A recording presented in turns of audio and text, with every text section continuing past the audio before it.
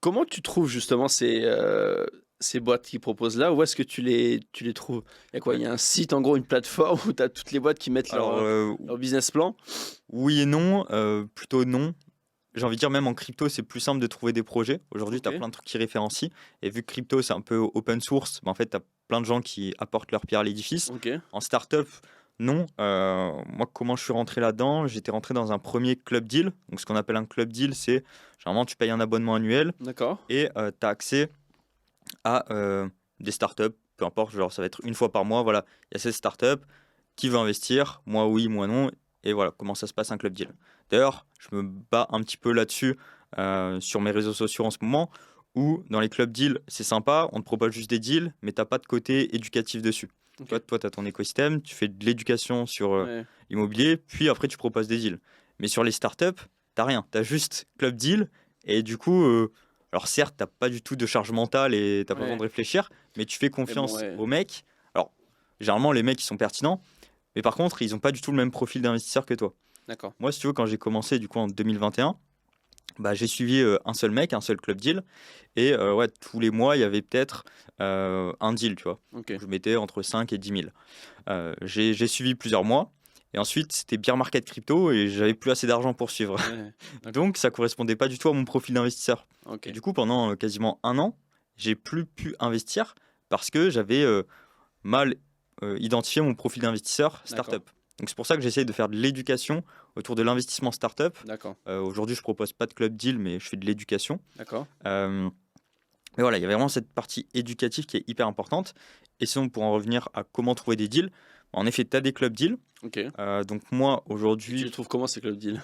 bah, sur Internet, D'accord, t'en as plusieurs. Après, en francophonie, t'en as très peu encore. T'en as d'accord, peut-être trois quatre. d'accord. Euh, Toi, c'est des club deals d'Estonie que tu trouves? non, même pas des Étrangers? francophones ou francophones expatriés, D'accord, généralement. OK, Euh, c'est vrai que on va dire la startup, c'est un peu comme la crypto. T'as plein de vocabulaire compliqué. d'accord, Et du coup, aller chercher des boîtes sur du vocabulaire compliqué, pour moi, c'est un peu galère encore. d'accord, Même si j'investis sur des startups à l'étranger aussi. Mais voilà, Club Deal FR. Et donc ça, tu as les clubs deals dits payants. J'en ai d'accord, trois, je crois. Et après, je suis dans des clubs d'être entrepreneur ou des choses comme ça. Pareil, je suis dans beaucoup de clubs, hein. Je pense que je dois dépenser je pense 2000 euros, ouais, même plus. Ouais, 2000 euros par mois juste à être dans des clubs, faire du network, etc. d'accord, OK, Et après, pareil, t'as plus des communautés de business angels. Alors ça, je suis OK, pas fan. Genre les business angels de Provence-Alpes-Côte d'Azur ou ouais, les trucs comme ça, tu vois, c'est des mecs, ils ont 50, 60 ans et ils ont des tests d'investissement très stricts. d'accord. Du coup, tu leur proposes un truc en token, Ils equity, je sais pas comprennent quoi, ils vont rien, pas non. y aller. Ouais, Et ils sont très fermés. Et moi, là où sur une thèse d'investissement stricte, moi on va dire, j'ai pas du tout de thèse. En ouais, fait, moi, je vais là où il y a l'argent, où il y a l'opportunité. d'accord, Donc j'ai des secteurs comme de la food tech, donc tout ce qui est alimentaire. ouais, Je peux très bien avoir, une sorte de fonds d'investissement immobilier même. OK, Pareil, là, j'ai eu un financement avec une obligation d'accord, de la société, pas une obligation d'un deal. OK, Enfin bref, j'ai plein de trucs différents.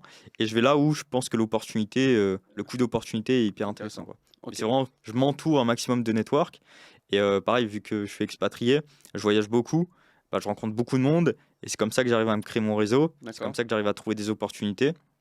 Pareil pour la dernière boîte Freegum, c'est bah, le fils du CEO qui m'avait OK, contacté parce que on se suivait vite fait. Il faisait du contenu lui sur YouTube, moi d'accord, aussi.